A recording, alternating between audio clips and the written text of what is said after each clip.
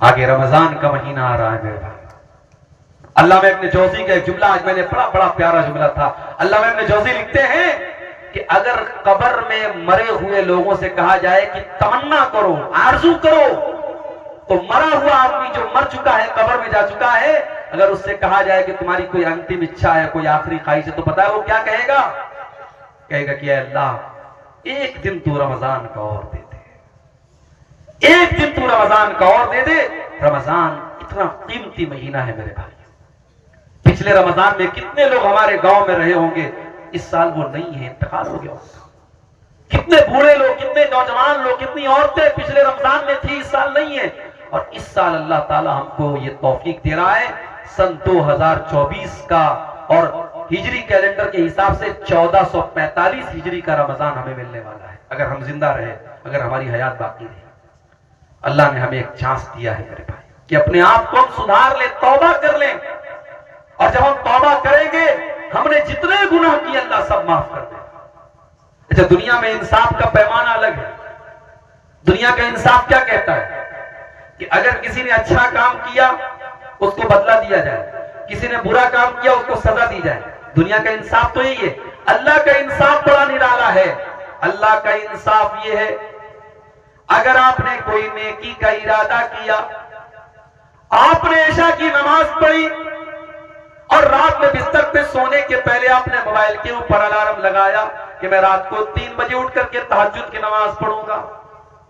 پکا ارادہ آپ نے کیا، لیکن تھکے ہارے تھے، نیند آ گئی، سوئے رہ گئے، اور 3 بجے رات میں فجر آپ تہجد کی نماز کے لیے نہیں اٹھ پائے.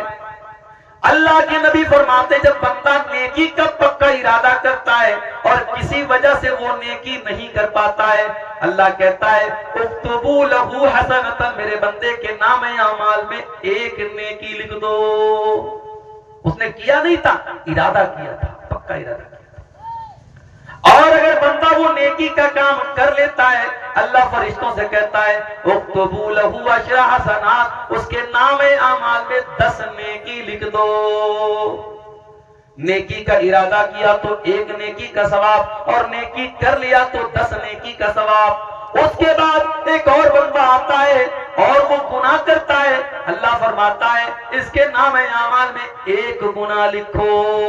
اس نے گناہ کا ارادہ کیا تھا، اللہ کہتا ہے 1 گناہ لکھو.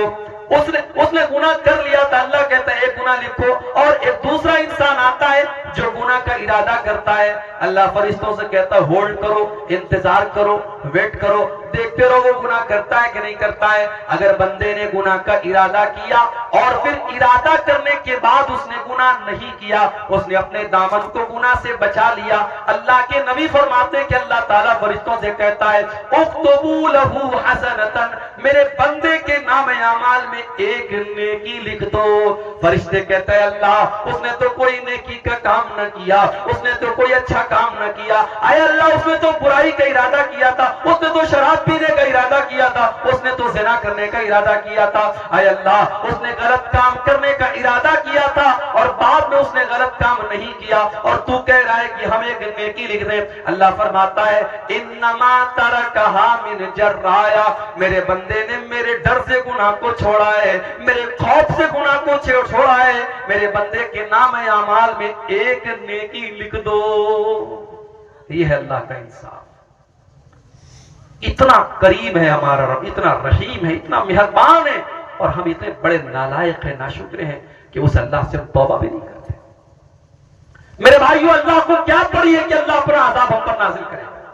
یہ جتنے پریشانیاں ہم پر آ رہی ہیں یہ ہمارے اپنے کرتوتوں کا نتیجہ ہے. اللہ ہم پر عذاب بھیجنا نہیں چاہتا ہے. اللہ تو خود قرآن میں کہتا ہے ما یفعل اللہ بعذابکم ان شکرتم وآمنتم وکان اللہ شاکرا علیما. اللہ تم پر اپنا عذاب بھیج کر کے کیا کرے گا؟ اے میرے بندو، اگر تم اللہ کا شکریہ ادا کرنے والے بن جاؤ، تم اللہ کے اوپر ایمان لانے والے بن جاؤ، تو اللہ تعالیٰ تم پر اپنا عذاب نازل کر کے کیا کرے گا؟ اس لیے میرے بھائیوں، فتنوں کے اس دور میں اگر ہم سے کچھ گناہ کے کام ہوئے ہیں، ہم اللہ سے توبہ کر لیں اور اپنے آپ کو جہنم کی آگ سے بچائیں. اور جہنم کی آگ سے بچانے کے لیے بہت سارے نیکی کے کام آپ کر سکتے ہیں. اللہ کے نبی نے فرمایا اتقوا النار ولو بشق تمرہ، کھجور کا ٹکڑا بھی اللہ کے راستے میں دے کر کے اپنے آپ کو جہنم کی آگ سے بچا سکتے ہو تو بچا لو۔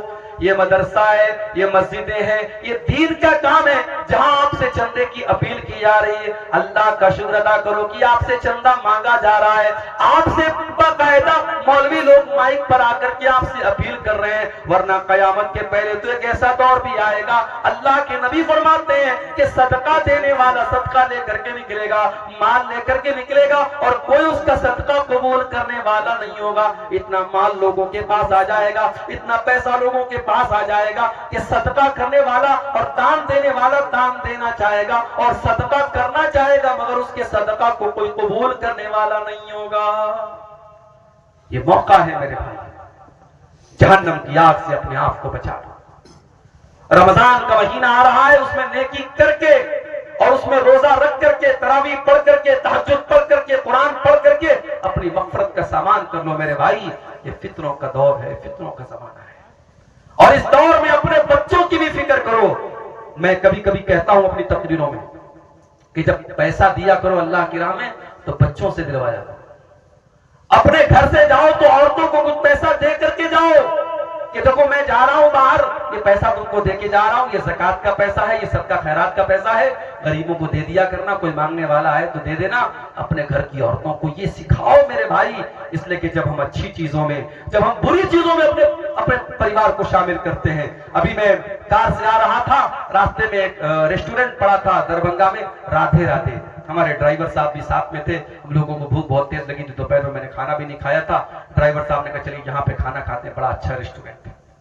میں گیا ریسٹورنٹ میں، بہت اچھا، کبھی آپ کا گزر ہو دربھنگا سے دیکھیے گا، بالکل ہائی وے کے اوپر ہے، بہت مشہور ہے وہاں کا ریسٹورنٹ۔ وہاں گئے تو ماشاءاللہ بڑا صاف ستھرا ریسٹورنٹ، اور کھانا بھی ایک سے ایک، اور اس کے بعد مٹھائیاں بھی ایک سے ایک۔ تو جانتے ہو پہلا خیال میرے دل میں کیا آیا؟ میرے دل میں خیال آیا کہ یار یہ تو فیملی کے لائق جگہ ہے، بچوں کو لے کے آنے لائق جگہ ہے، بڑا اچھا یہاں سسٹم ہے، نظام ہے۔ یعنی یہ ایک نیچرل بات ہے، ہم کوئی اچھی چیز دیکھتے ہیں تو ہم چاہتے ہیں کہ ہمارا پریوار بھی اس میں شامل ہو جائے۔ ہم کوئی اچھی چیز کھاتے ہیں، سوچتے ہمارا پریوار بھی کھا لے۔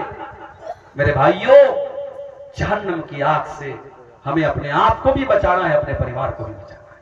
قُوْ أَنفُسَكُمْ وَأَهْلِيكُمْ نَارًا، اللہ قرآن میں کہتا ہے اپنے آپ کو اور اپنے پریوار کو جہنم کی آگ سے بچانے کی فکر کرو، بچانے کا انتظام کرو۔ اب ذرا دل پہ ہاتھ رکھ کے بتاؤ کہ آپ نے اپنے آپ کو اور اپنے پریوار کو جہنم کی آگ سے بچانے کے لیے کیا کام کیا ہے؟ آپ ایک مہینہ چھوڑ دو، ایک سال چھوڑ دو، آپ ایک ہفتہ اور ایک دن کا حساب ہم کو بتا دو کہ آپ نے پچھلے ایک دن میں کتنے ایسے کام کیے ہیں جو آپ کو جہنم کی آگ سے بچانے والے ہیں۔ اسی لیے میرے بھائیوں، اللہ کے نبی فرماتے ہیں لا تحقرن من المعروف شیئا، کسی نیکی کو حقیر مت سمجھو۔ چھوٹی چھوٹی نیکی کے کام، چھوٹے چھوٹے ذکر کے کلمات ہیں، آپ نے زبان سے پڑھا سبحان اللہ و بحمدہ سبحان اللہ العظیم، آپ کو پڑھنے میں 5 سیکنڈ لگا۔ سبحان اللہ و بحمدہ سبحان اللہ العظیم آپ کو پڑھنے میں 2 سیکنڈ لگا، 3 سیکنڈ لگا، مگر اس کلمے کا ثواب کیا ہے؟ بخاری شریف کی آخری حدیث ہے، اللہ کے نبی فرماتے ہیں کلمتان خفیفتان علی اللسان ثقیلتان فی المیزان سبحان اللہ و بحمدہ سبحان اللہ العظیم۔ اللہ کے رسول صلی اللہ علیہ وسلم فرماتے ہیں کہ 2 کلمے ایسے ہیں جو اللہ کو بہت پیارے ہیں اور زبان پر بڑے ہلکے ہیں، اور قیامت کے دن اللہ کے ترازو پر بڑے بھاری ہوں گے، اور یہ 2 کلمے کون ہیں؟ یہی سبحان اللہ و بحمدہ سبحان اللہ العظیم۔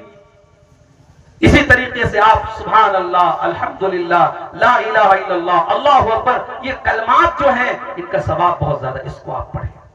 اللہ نے آپ کو دولت دی ہے، صدقہ خیرات کریں، غریبوں کی مدد کریں، اور جب مدد کریں تو اس چکر میں نہ رہے کہ مائک پر میرا نام بولا جائے۔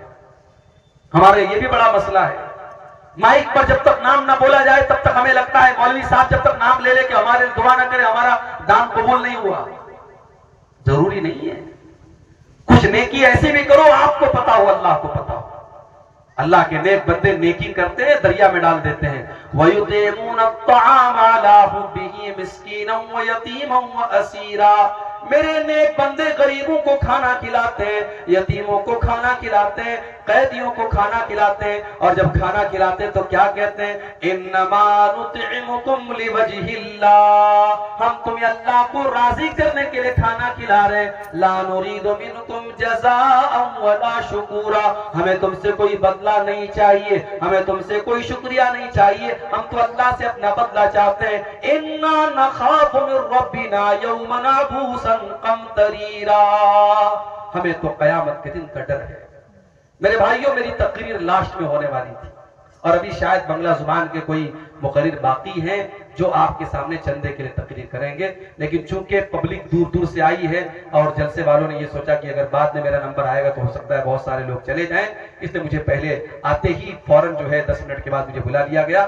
میں ایک آپ سے گزارش کرتا ہوں کہ آپ اس مدرسے کے لیے جو واقعی میں، یعنی اس میں تو کوئی شک نہیں کرے گا کہ یہ علاقہ کافی پچھڑا ہوا ہے اور اس علاقے میں مدرسے کی ضرورت تھی، اور اللہ جزائے خیر دے ہمارے بھائی شیخ نوشاد صاحب کو اور ان کے تمام جو رفقا ہیں جن کی محنتوں سے یہ جامعہ اسلامیہ عماریہ چل رہا ہے۔ آپ دعا بھی کریں اور جاتے وقت آپ سے جو بھی بن سکے آپ تعاون کر کے جائیں، اس ادارے کو دان دے کر کے جائیں۔ اگر واقعی میں آپ کو دین سے محبت ہے، اللہ سے محبت ہے، رسول سے محبت ہے، اور آپ چاہتے ہیں کہ اس علاقے کے بچے بھی قرآن و حدیث کو سیکھیں اور یہاں کی نوجوان نسل بھی ایسی تیار ہو جس کے دل میں اللہ اور کے رسول کی محبت ہو، تو یہ کام کر کے آپ جائیں۔ میں دعا کرتا ہوں اللہ تعالیٰ سے رب العالمین ہم سب کو اس دور میں، فتنوں کے اس دور میں جو بھی نیکی کے کام ہیں اللہ تعالیٰ اس میں ہم سب کو حصہ لینے کی توفیق عطا فرمائے۔ رب العالمین ہمارے جن بھائیوں نے اس مدرسے میں اب تک چندے اور دان دیے ہیں، اللہ ان کے دان کو، ان کے چندے کو قبول فرمائے، اور جو ابھی تک پیچھے رہ گئے ہیں اور ابھی تک انہوں نے اس کار خیر میں، اس نیکی کے کام میں حصہ نہیں لیا ہے، اللہ ان کو توفیق دے کہ وہ آگے بڑھیں اور آ کر کے مدرسے میں تعاون کر کے جائیں۔ آمین۔ اللہ تعالیٰ سے یہ بھی دعا کرتے ہیں اللہ اس علاقے کی پچھڑے پن کو دور کرے، اس علاقے کو بھی اور علاقوں کی طرح ترقی عطا فرمائے، یہاں کے لوگوں کی زندگیوں میں برکتیں اللہ تعالیٰ پیدا کرے، یہاں کا راستہ آسان ہو جائے، یہاں کی زندگی آسان ہو جائے، اللہ تعالیٰ یہاں کے لوگوں کو اپنے حفظ و امان میں رکھے، رب العالمین ہم سب کو اپنے حفظ و امان میں رکھے، آمین۔